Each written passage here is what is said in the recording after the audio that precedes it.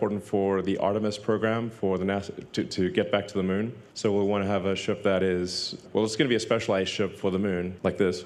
So the moon, obviously, there's no mechazilla, so we need landing legs. And you don't need a heat shield, and you don't need flaps, because there's no atmosphere. So the moon ship would be specialized. And now ultimately, I think we want to build a moon base Alpha and have a permanently occupied base on the moon. Like, that would be super exciting. And so you'd have a bunch of ships that are specialized for going to and from the moon, but they never come back they never land back on Earth. They just would dock with propellant tankers to get orbital refilling. So in terms of performance, we've made dramatic progress on every level for Starship. It's remarkable that you can see the Raptor engines and how it has evolved from, optimistically 185 tons. And I think ultimately the booster engines will aim to get the booster engines over 330 tons of thrust, which would mean 10,000 tons of total thrust at liftoff. And then the Raptor 3 also will not need a heat shield. So Raptor 3 looks very simple, and it is actually simplified in a lot of ways, but a lot of the complexity is hidden because we have integral cooling channels in many parts of the engine that don't exist in Raptor 2. So in order to not have a heat shield, it has to be very resilient. But that is actually what Raptor 3 would look like.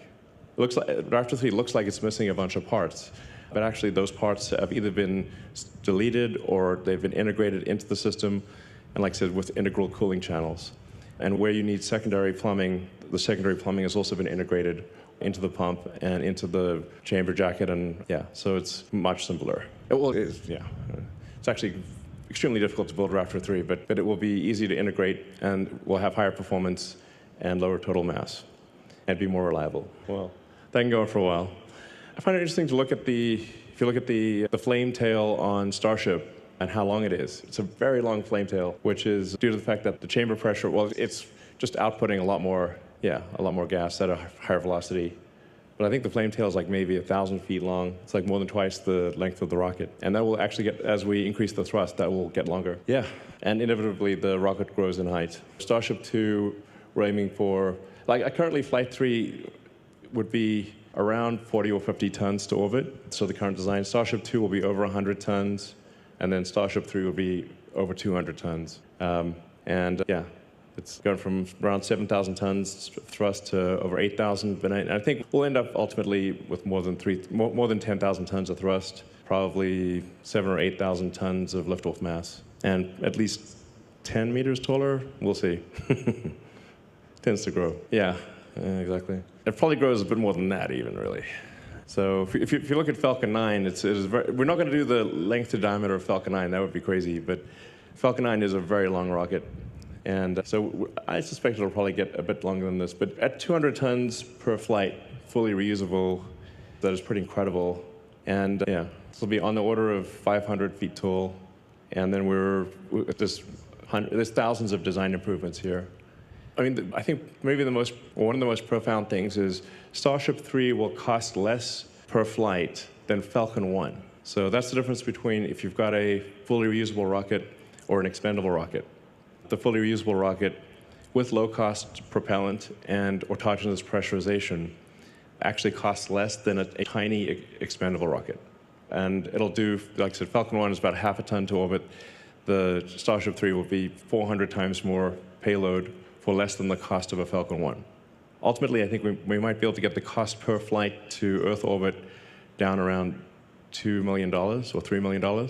These are sort of unthinkable numbers from nobody ever thought that this was possible, but we're not breaking any physics to achieve this. So this is within the bound, without breaking physics, we can do this. So the Mars missions are 2 years apart, or 26 months.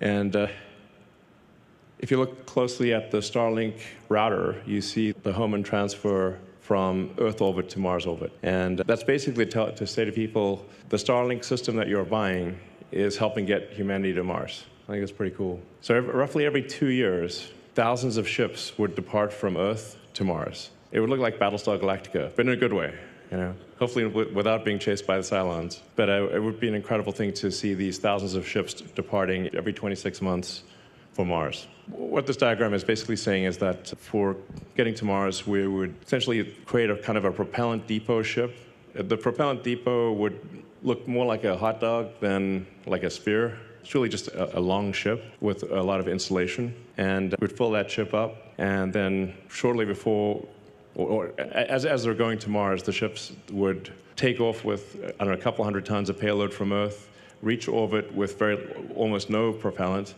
and then get refilled by the tanker, and then go to Mars and go all the way to Mars with over 200 tons of useful payload. Then on Mars, in the beginning, we would simply reuse the ship materials, so most of the ships wouldn't come back, but then over time, you'd want to bring the ships back so you could reuse them. And for that, we would need to create methane, CH4, and oxygen, O2 on Mars, which you can do with H2O and CO2. So the atmosphere is CO2, and there's plenty of water ice, H2O. And so it's tailor-made for, well, actually, the reason we have a methane oxygen system is because you can make methane and oxygen on Mars fairly easily. Like it's not a total walk in the park, but the ingredients are readily available to create methane and oxygen on Mars. So you build a propellant depot and bring the ships back and build out, as quickly as possible, a self-sustaining civilization on Mars. And we want to get the cost of going to Mars such that almost anyone could afford it. Like if somebody were to just work hard on Earth, save up, and that they'd be able to go to Mars. So it's like anyone, ideally, almost anyone could go to Mars. And I think you'll see a lot of governments also sponsor people. And ultimately, we want to so there's kind of an optimal landing zone on Mars where you have resources, so you've got access to water or frozen water, that you're not too close to the poles, so you can use solar power. It would be nice to use nuclear. I don't know if we'll get the approval, but nuclear would be very handy on Mars because you can use the heat and you can generate electricity. And then you kind of want to be about 2 kilometers below sea level. So if Mars did have an ocean, you'd actually be quite deep in the ocean, at least at first. And yeah, let's see, that's Mars. Kind of want to land about halfway between the pole and the equator in a kind of a deep area of Mars. The deeper it is, the more you can use the atmosphere to brake, and the atmospheric density is higher. These are all the things that would have to be developed. Sometimes people ask me, are we developing these things? I'm like, not yet, because this is the cart, and we need the horse first. So the rocket is the horse, and then this is the cart. But ultimately, we'll need all these things, lots of power generation, mining in general, ice mining, propellant production, long-duration life support, a lot of construction, and then global communication. So I think this would open up a lot of opportunities for entrepreneurs that want to create things on Mars, whether that is a propellant. Well, I think we'll have to do the propellant depot, but whether it's like iron ore refining or a pizza joint or a bar, there'll be an opportunity to do all the things that we like on Earth on Mars. Like a Mars bar would be great. So I think probably a rough order of magnitude guess for what you need, how many people do you need for a self-sustaining city is about 1 million and several million tons of cargo. Yeah, which we can do, and we can do this in 20 years. But like I said, in order for it to be self-sustaining, you actually need the entire base of industry. You can't be missing any element. So that's really what's going to take a while is, do you have everything you need to survive on Mars? At that point, the future of consciousness is assured. If you do 10 launches a day at 200 tons per launch, 1.5 million tons to LEO per opportunity, you net that out to 250,000 tons to Mars per opportunity. So that means you can get to 1 million tons in about 8 years, since the opportunities are 2 years apart. So I think this is pretty doable. And I'm like, we're actually going to do this. We are actually going to do it, which is insane to think. Millions of tons to Mars. Wild. And we're going to build a lot of vehicles. Several thousand vehicles per year is what we'll need. Which really quite doable, actually. It sounds like a lot, but it's very doable. Yeah, if you compare it to sort of car production, it's a small number. Of course, this is much bigger than a car. But even if you look at the total tonnage, it's still very doable to build several thousand vehicles a year. That's what we need to do, and we're going to do it. And then long term, we'll probably have some offshore launch sites. You can just imagine all of these starships waiting in orbit for the planets to align, and then this gigantic star fleet taking off from Mars. All right, so we're actually going to do this. And when you think about where this started out, this was literally just like a sandbar where we're standing right now. And now look at what we've done here. And we've gotten 3 flights off of Starship, and we've got a 4th one coming up. And we're building a gigantic factory that will be able to output a massive number of ships.